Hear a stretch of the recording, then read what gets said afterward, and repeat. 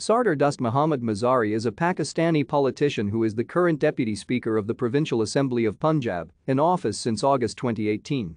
He has been a member of the Provincial Assembly of Punjab since August 2018. Previously, he was a member of the National Assembly of Pakistan from 2008 to 2013.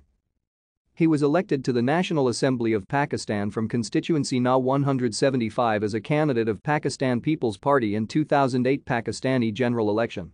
He received 78,427 votes and defeated Sardar Nasrullah Khan Dreshak. He ran for the seat of the National Assembly from constituency No. 175 as an independent candidate in 2013 Pakistani general election but was unsuccessful. He received 73,885 votes and lost the seat to Hafiz-ur-Rahman. He was elected to the Provincial Assembly of the Punjab as a candidate of Pakistan Tehreek-e-Insaf from constituency PP 297 in 2018 Pakistani general election. Following his successful election, PTI named him for the office of Deputy Speaker of the Punjab Assembly.